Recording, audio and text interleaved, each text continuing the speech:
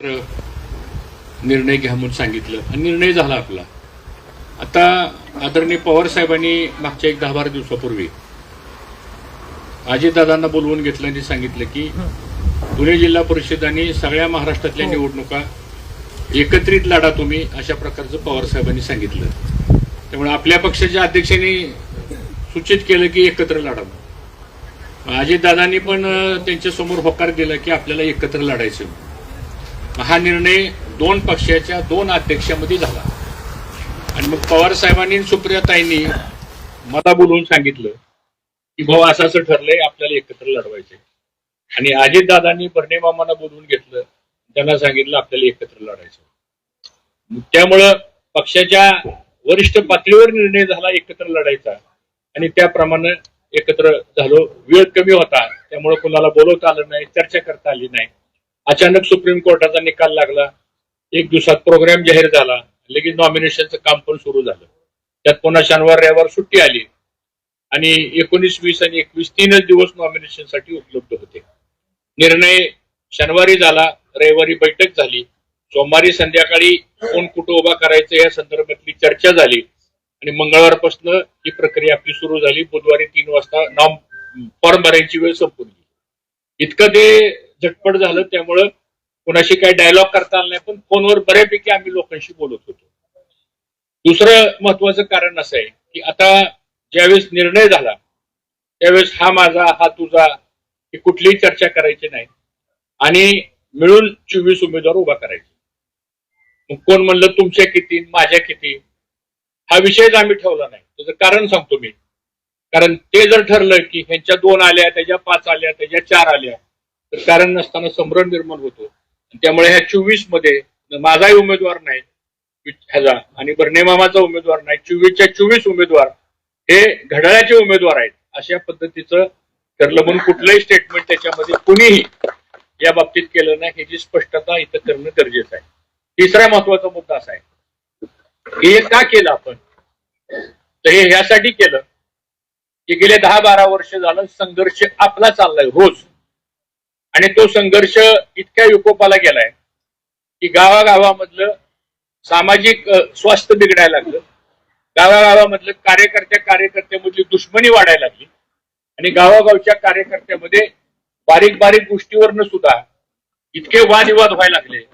ह्याने ह्यांना फोन केला की मी ह्यांना फोन करायचा आणि त्यातून गावाचा विकास, तालुक्याचा विकास करण्यामध्ये नाही म्हणलं तरी ही शक्ती सगळी ह्याच कामाला जायला लागली.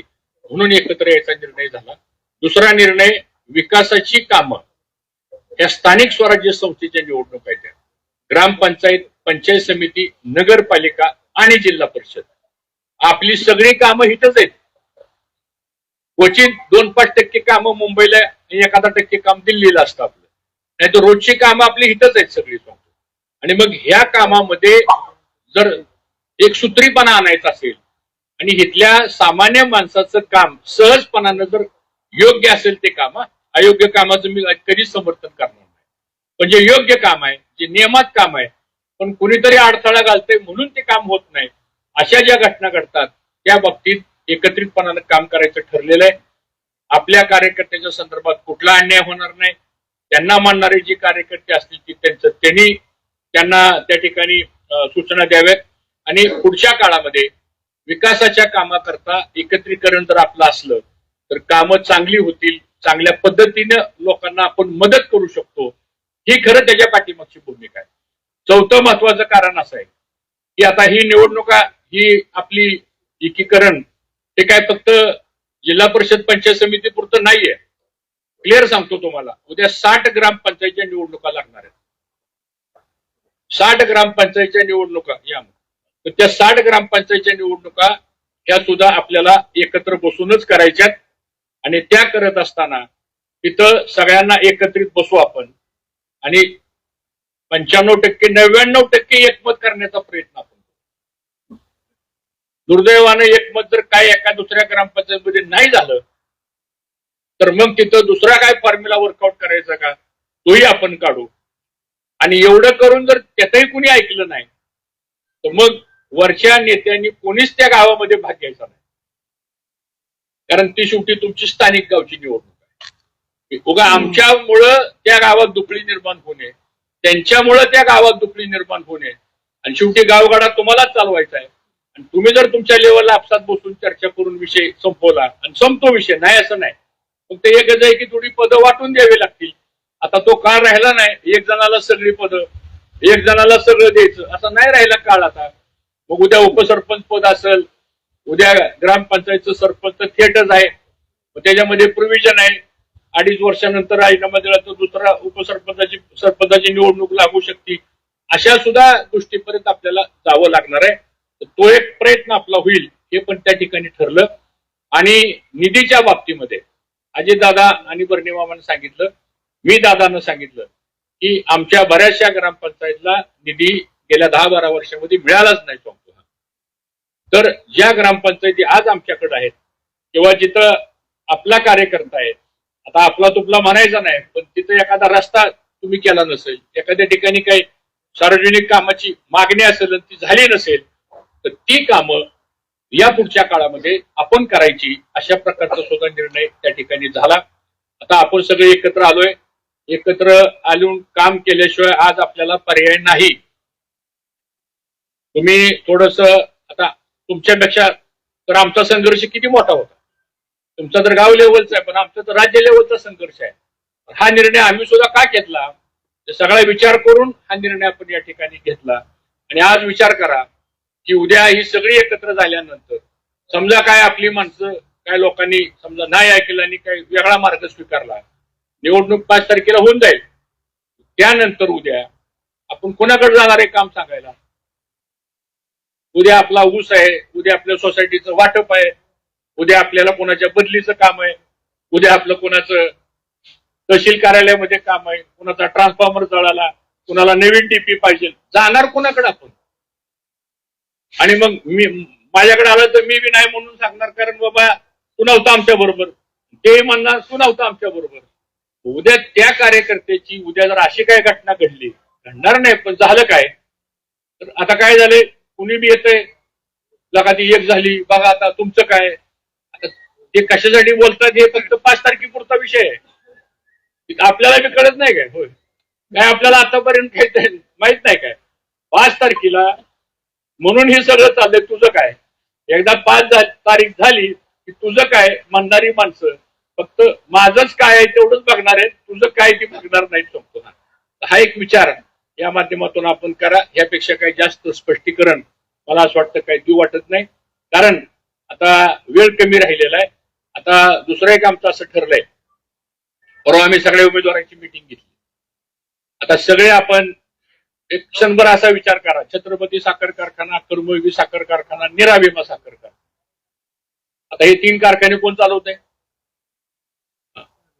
25 लाख टनाचं या 3 कारखान्याचं गाळप कोण करतंय? कोणाचा ऊस जाणार आहे? पैसे कोणाला मिळणार आहेत? उद्या ही माणसं काय येणार आहेत मदत करायला तिथं आपल्याला? आता ह्या वर्षी लागणी इतक्या व्हायला लागल्यात, लोक अजून लागणी चाललेत आहे.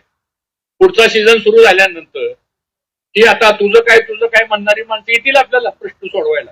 उद्या माझं एखाद्या सोसायटीचं नवं जुनं करायचं, कुणाकडे जायचं आपण? आता नाही जायचं कुणाकडे मला सांगायचे. उद्या काय एखादा प्रकार घडला, PSI ला फोन करायचा आहे, कुणाकडे जाणार आपण? म्हणून या सगळ्या गोष्टीचा साधक बाधक विचार करून मला असं वाटतं आपण या ठिकाणी करा. आता काय लोक म्हणतात भाऊ तुमचं काय ठरलंय, तुमचं काय होणार? म्हणजे माझी नका काळजी करू, काय तुमचं नीट झालं म्हणजे माझं नीट झालं. काय तुम्ही सगळ्यांनी एवढं मला भरभरून प्रेम दिलेलं आहे, साथ दिलेली आहे, त्यामुळं आज माझा तिथला कार्यकर्ता भरभडला जातोय, त्या ठिकाणी त्याला त्रास होतोय.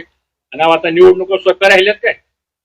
उद्या आपल्या जर ग्रामपंचायती लागल्या तर त्या ग्रामपंचायती कशा होणार आहेत थोडं जरा आकलन करा. आपण सगळेजण सोपं नाहीये.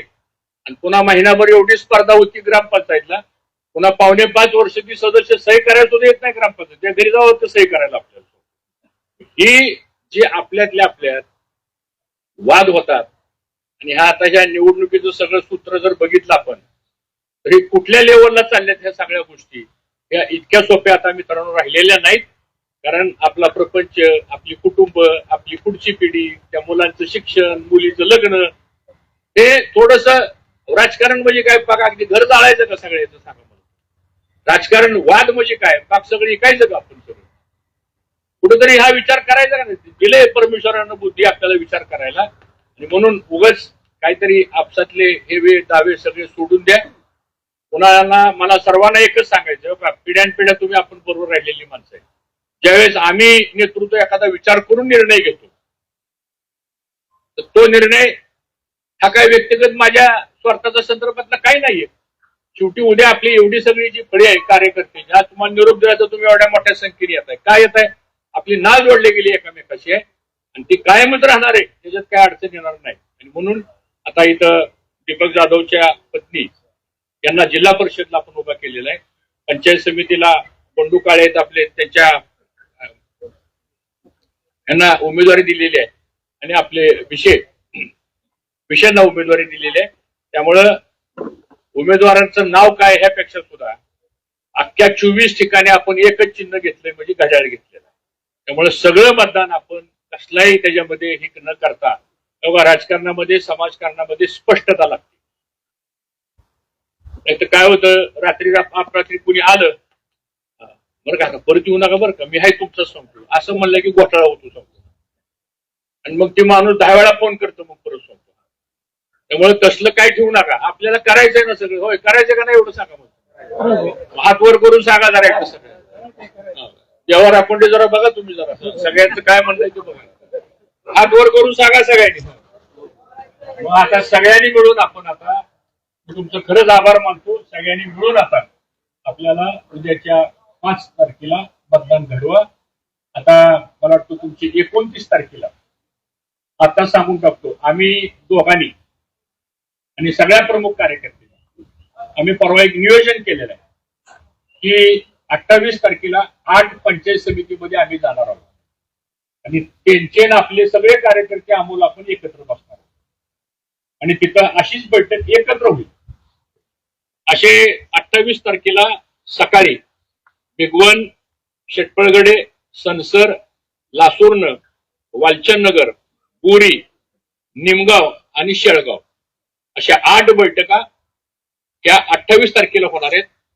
आणि 29 तारखेला सकाळी काटी, नंतर बावडा, मग लाकेवाडी, मग नरसिंगपूर, मग वडापुरी, माळवाडी, मग बिजवडी बरं का, आणि मग पळसदेव अशा त्या बैठका होणार आहेत. त्या बैठकीला मात्र त्या गणातल्या सगळ्या कार्यकर्त्यांनी, आता तुम्ही एवढी लोक आलाय ना, आताच तुम्हाला निमंत्रण सांगतो. आता तुमचं काम आहे. आता काय होतं, आमचा अर्धा वेळ आम्हाला माहितच नाही, आमच्याशी कुणी बोललंच नाही, आम्हाला कुणी कळवलंच नाही. आता आम्ही ठरवलंय जे काय असेल ते तुम्हाला व्हॉट्सअपवर पाठवून देणार. व्हॉट्सअप तर निदान वाचा आणि त्याप्रमाणे या, आणि आल्याप्रमाणे करा आणि मतदान घडवा. एवढंच काम आपल्याला आता करायचंय. जास्त वेळ आपल्याला काही घेणार नाही. आपण आलात. आज 26 जानेवारी 77वा आपला प्रजासत्ताक दिन आहे. त्याच्या आपल्या सर्वांना मी खूप खूप शुभेच्छा व्यक्त करतो. आणि हे तिन्ही उमेदवार हे आपलेच उमेदवार आहेत, आणि उमेदवारालाही माझं स्पष्ट सांगणं आहे, तुम्ही निवडून आल्यानंतर तुमची जबाबदारी सगळ्या लोकांना सांभाळायची. उद्या आमच्याकडे एकही तक्रार येता कामा नये. नाहीतर तुम्ही निवडून गेल्यावर परत म्हणाल आता काय बघू, आता काय असं असं होत नसतं काय. आम्ही आहे की तिथं. आणि बऱ्याच ठिकाणी आम्ही असं पण ठरवलंय की तिथली ग्रामपंचायत असेल, आता आम्ही भिशेंची पण चर्चा केली. उद्या बिजवडी ग्रुप ग्रामपंचायत लागली, आता तू सदस्य झालाय म्हणजे तुम्ही करणार त्याला सदस्य. त्यांनी ग्रामपंचायतला आपल्या लोकांना मदत करायची. थोडंसं इकडे तिकडे आपल्याला बसून असं ऍडजस्टमेंट करावी लागेल. वाद कशाला करायचं आपल्याला. असं सगळ्या गावामध्ये आपण दीपक बसून करू, आणि मला वाटतं काही अडचण त्याच्यामध्ये येणार नाही. शेवटी राजकारण समाजकारण हे विचारानं करायचं असतं, द्वेषाने करायचं नसतं. राजकारण समाजकारण हे दूरदृष्टी डोळ्यासमोर ठेवून करायचं असतं, तात्पुरतं बघून करायचं नसतं. कारण ज्या गोष्टी दीर्घकाळ आपल्याला चांगल्या करायच्या त्यासाठी काय गोष्टी करता 2 पावलं नाही 10 पावलं मागं सरावं लागतं. आणि म्हणून आम्ही हा विचार या माध्यमातून केलेला आहे. त्यामुळे अधिक आपला वेळ घेत नाही. आपण आलात, आपल्या सगळ्यांचं स्वागत करतो. आणि आता मला वाटतं गाव वाईज कोणाला काय बोलायचं असलं तर आपण या संदर्भात बोला. आता कालपर्यंत काय, आता कालचं जर काढलं आपण तर 5 तारीख जरी झाली तरी आपले विषय संपायचे नाही. आणि इतकं रामायण, इतकं महाभारत, बरंच काय काय झालेलं आहे मागं. त्यामुळे आता ते चर्चा करायसाठी ही मिटिंग आहे. आजपासून पुढे काय करायचंय याच्या संदर्भातली ही मिटिंग आहे आणि म्हणून काय घडलं हे सगळंच आपल्याला ज्ञात आहे. काय लय बोलून सांगून काय करायचंय त्याला, पुढे काय आपल्याला घडवायचंय आणि काय घडू नये या संदर्भातला विचार करून आपल्याला पुढे जायचंय. आपल्या सगळ्यांचं स्वागत करतो आणि थांबतो. धन्यवाद.